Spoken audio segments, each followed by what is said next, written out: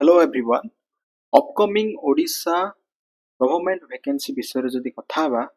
पाखापाखि 7220 T post पई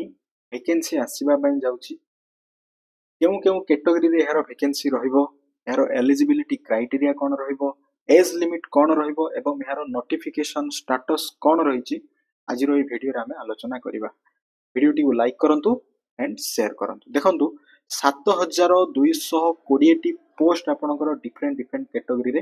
vacancy आसीबा पई जाउची एवं आमे जदि कथा बा केउ केउ सब कैटेगरी रे वैकेंसी आसीबो जेमिति आपनकर ओ ट्रिपल एसी रो पीओ पंचायत एग्जीक्यूटिव ऑफिसर रो एथिरे 1501 टी वैकेंसी आसी पारे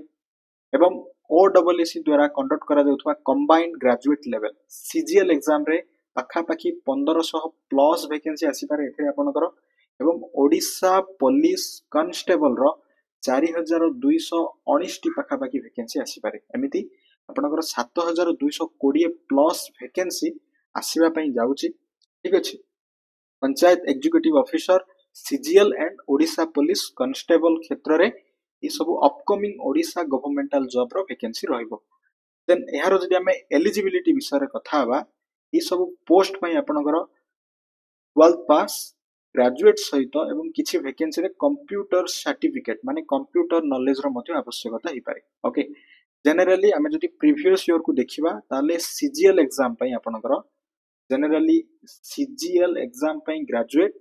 पीओ पई आपनकर जदि पीओ कंबाइंड होए ताले 12th सहित ग्रेजुएट ही पारे एवं ओडिशा पुलिस कांस्टेबल पई 12th पास ही पारे एवं पीओ पई स्पेसिफिकली हम पीओ पई कथा बा एथि कंप्यूटर सर्टिफिकेट मध्ये आवश्यक होई पारे एवं एहार एज लिमिट विषय रे जदि कथा बा based on previous year data को जदि हमें कंसीडर करिबा ताले 21 वर्ष ठारू 38 वर्ष पर्यंत एहार एज लिमिट रही पारे या सहित एज रिलैक्सेशन रहिबो एज पर गवर्नमेंट रूल अनुसार okay 21 to 38 then age relaxation मध्ये रही पारे देन केउ केउ बॉडी सब ए सब एग्जाम को कंडक्ट कराइबे देखंतु आपनकर पंचायत एग्जीक्यूटिव ऑफिसर रो एग्जाम को कंडक्ट करा जिवो ओ ट्रिपल एसी द्वारा Odisha subordinate staff selection commission को कंडक्ट कराइबो एवं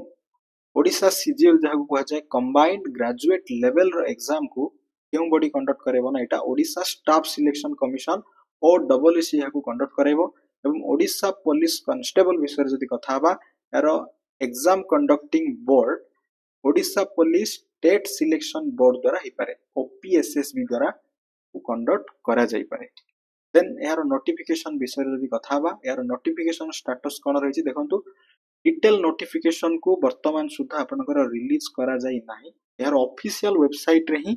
यार आपण डिटेल नोटिफिकेशन पाइबे तन करी आपण यार ऑफिशियल वेबसाइट सहित रेगुलरली अपडेट रहंतु एवं खूब शीघ्र आशा करा जाउछि खूब शीघ्र ए सब वैकेंसी रो नोटिफिकेशन आसी जिवो ओके तो यह थिला एक छोटिया information related to upcoming Odisha governmental job को नै कि आपण सही अनुसार निजर प्रिपरेशन को जारी रखि परिबे ठीक अछि ए सब पोस्ट को टारगेट करी आपण निजको प्रस्तुत करि परिबे थैंक यू।